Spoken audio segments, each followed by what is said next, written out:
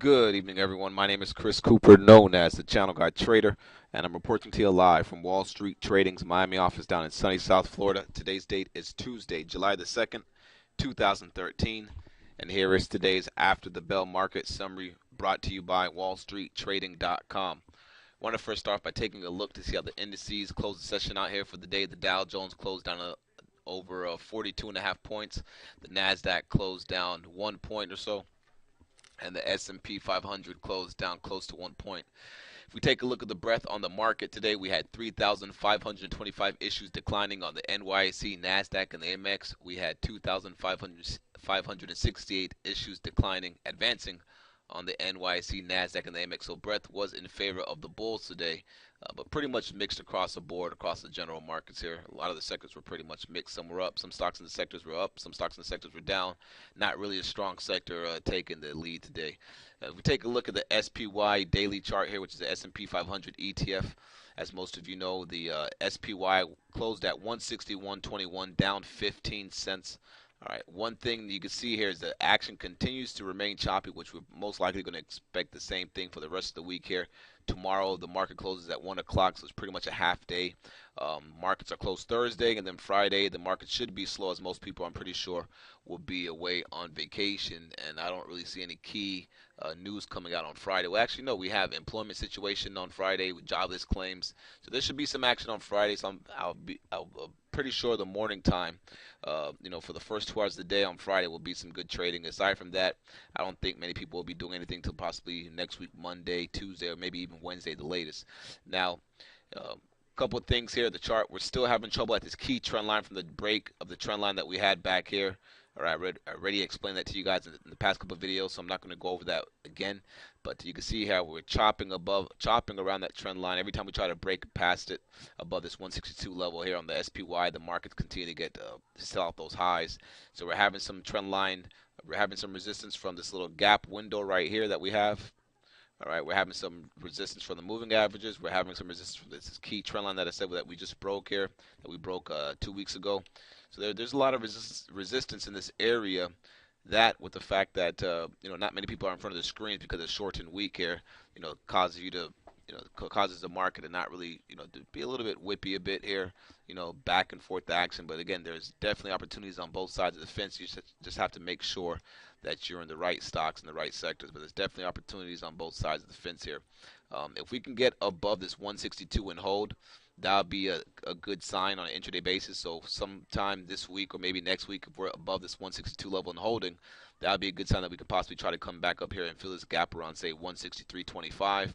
If we can't get back above 162, we may try to roll back over and get some gap and fill action from this little choppy action that we've had from last week here. So again, keep that on watch. The levels you want to watch, I would say, is today's lows, and then this 159.71 level.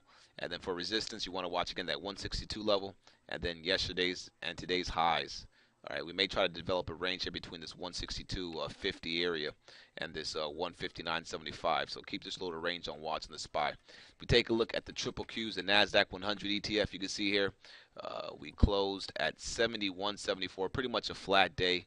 Same thing here. The NASDAQ's trying to get it back above that key trend line that we broke. All right, also trying to get back above the little gap resistance right there at the 72 level. If we can hold above 72 and then take out the Monday's highs, that would be a good sign for us to try to get some gap fill action up here around the 72.65 area or so. I believe that is, 72.75 area.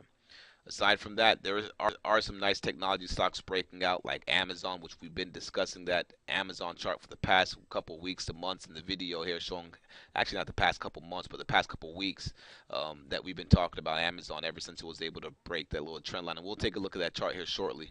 Just want to go over the key indices and the sectors real quick.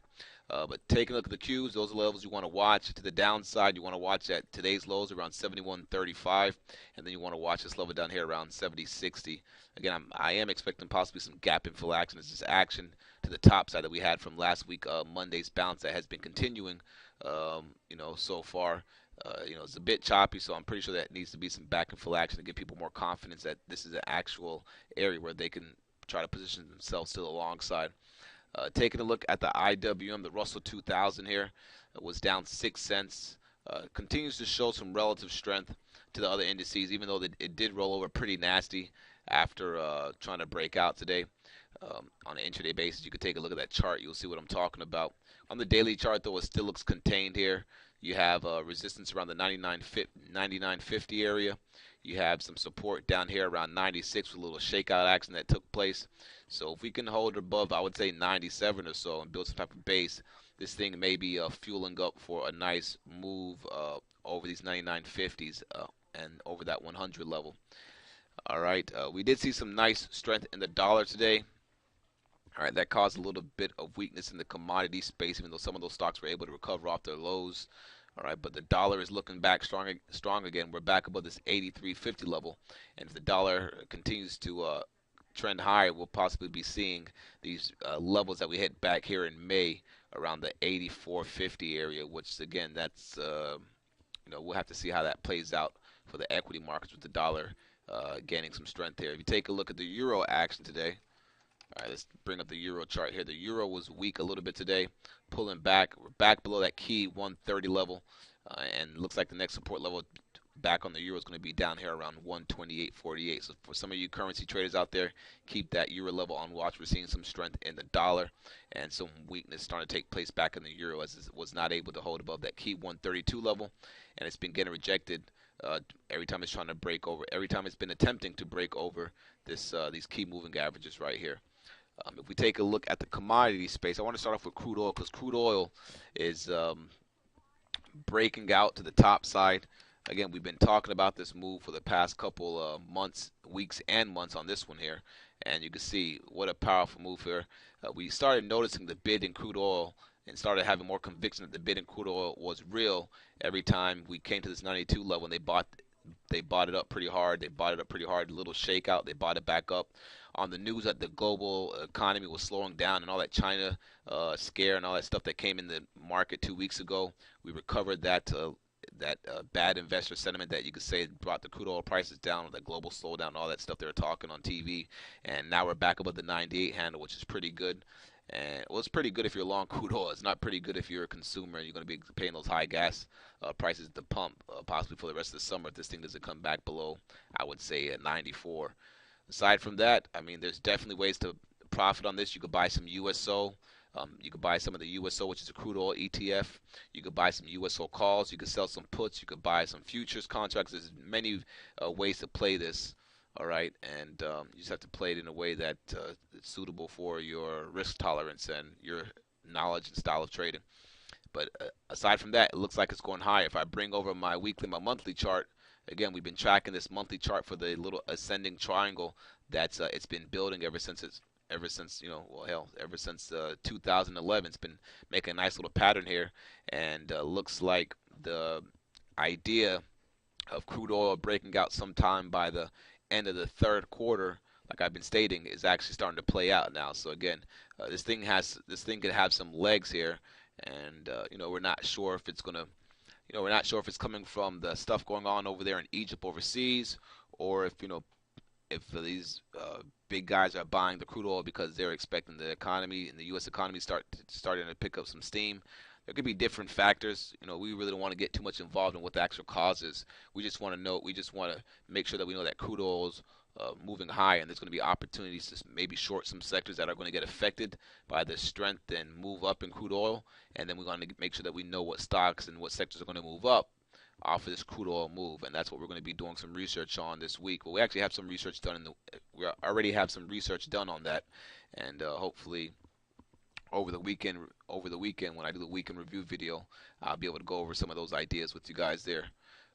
So that's how crude oil is looking. If you take a look at the USO, which is the ETF I was talking about, if you want to play crude oil, this one has a breakout over 35.50. You can see today USO hit a high of 35.36.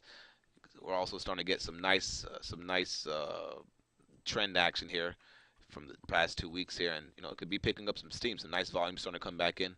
So keep an eye on USO again. This is a way to play crude oil if you're interested in doing so. Let's take a look at the gold, starting off with the GC. Gold futures down a little bit today. All right, after getting a nice bounce yesterday. Gold I'm still not excited about gold. I definitely think there's other opportunities out there in the market to make a profit on. And gold right now, I really wouldn't be interested in gold really until it gets back above that little bottom of the inverted cup and handle pattern that we had that broke down right there, which is around the 1350 area. That was the top of the cup. This is the bottom of the cup. This is a little cup and handle. And again, this is an inverted cup and handle pattern. We hit the breakdown measured move, got a nice little bounce, and now, this is still looking kind of weak here. So really can't get bullish on gold until we get back up with this little key 1350 level. Doesn't mean we can't rally up a bit more, but, that may be a shorting opportunity for some people that have been waiting to get short some gold or sell some of the positions on their gold stocks or the gold if they bought that. All right, so keep that 1350 as a key level to watch on gold here in the short term if we get back up there. Let's see here. How does that relate to the GLD? Since I know some of you guys, again, watch GLD ETFs. And I want to go through these ETFs myself to see how they're looking. The GLD still trending below the key short-term moving averages, showing that the momentum still to the downside here. These key short-term fast-moving averages, the 8 EMA, 8 SMA, 5 EMA SMA, which is right here. So this one, same thing as the gold futures, of course, here. It's not looking interesting. So if you're in the GLD, you want to make sure you're careful with that, especially if you bought it the other day and you're holding some profits right now. Let's see here. I'm not going to go through silver. We could take a look at copper. I want to see how this growth commodity is doing compared to what crude oil is doing right now. And this thing got a nice little bounce yesterday and a little pause day today. If the economy was really growing, I would want to see crude oil going, or I would want to see copper going up with crude oil as well. So that gives more of an argument that the crude oil may be going up for the tensions and the stuff that's going on overseas. So again, remember, that could just be a little short-term play. That once that stuff gets settled down over there, crude oil could come right back down. So those are just trades that you want to watch closely if you're going to try to participate in that crude oil move, and you didn't pick it up around that 92 level when crude was down there at 92. What else we want to take a look at here? Let's take a look at the VIX. All right, the VIX sold off a little bit today, but then was able to bounce. Remember, we're watching that key level right here at the 16 handle. If we can hold 16 and hold these elevated prices, that would be a little change in characteristics. As you guys know, we've been hanging below this 16 level, and every time we break above 16, they will sell the VIX, the volatility index, off. If we start holding a high bid above 16, that would be a little interesting sign to watch out for, and to keep on watch, because that can mean that there's possibly still some more downside in the markets if we start to hold a high bid, and then we put another little higher pivot low on the market here on the VIX. So that's one thing that we're watching. Let's talk about some stocks now. Amazon, AMZN. This thing's was in beast mode today. They did not make it an easy stock to trade in today. They did give you a nice little clean move on the open, which is what we caught here. But you can see how it tried to break past 285 and then was not able to hold or close above that 285 level. It doesn't mean it's not going to go higher, but it may try to chop around a little bit more before it actually tries to get a nice little full-fledged breakout over 285. So keep that one on watch. You can see here the little break of the trend line, which caused a nice momentum here. The back test hold, the rally up, move back down, back test hold, now back up. That's what triggered the long today, because now there's that nice momentum in this stock here. So keep this one on watch. Let's see here. Priceline, another high price tech stock. This one had a nice little breakout today, but then pulled back in. Got to watch out to make sure this is not a double top up here around the 640s, around the 850 level. And it had a nice little move today. You could take a look at Google as well. See what Google did today. Google was down $5.50, really just trading sideways. And I know that IBM had some strength along today with some of these other large cap technology stocks. But again, even IBM was not able to hold its gains. As when the market started rolling over around 12 o'clock, a lot of these stocks that were strong in the morning started coming in. Even though some of them did get a nice bounce around 3 o'clock and recovered some of those losses they had off the highs of the day. What else? Apple. Definitely want to make sure I talk about Apple with you guys. Apple held that nice little level down there. Didn't even go back to this 385 level. Went to 390 or so, and now it's back up. The key level to watch on Apple, if you could get back above 420, that would be a good sign. Why is 420? Why is 420 an important level? Because you have this little pivot low right here, then you have the pivot low right here, then you have the breakdown, It recovered right back above the 420 right there, held 420 again, broke back below 420, got that momentum in. So 420 is a level that you could use as an above or below method. I like to call it above this level on bullish, below this level on bearish. In other words, you want to see it hold above this level and you could get bullish on it. You want to see it hold below this level, you could get bearish on it.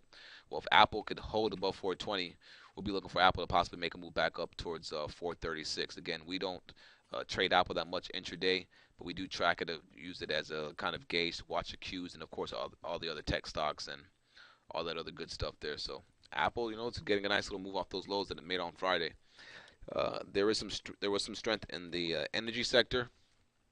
You could take a look at BHI. Had a nice move today. This one could possibly get some follow through tomorrow. They have earnings coming out on the 19th. You had some decent action in the energy stocks such as EOG. All right, this one's making a nice move up. All right, try to break out today. Pulled right back in. You have some decent action in SWN, natural gas stock. All right, nice wide range bar there. Keep an eye on this one. Possibly make a move higher. Let me take a look and see what CHK did. And what did CHK did today? And CHK had a nice little fall through today. We talked about CHK yesterday in the after the bell market summary video, highlighting the fact that it could have a nice trigger over the highs of the day, and it did, but it did it on the open and just chopped around for the rest of the day. What else? The banks, they were strong out of the gate, but then pulled back pretty nasty off the highs.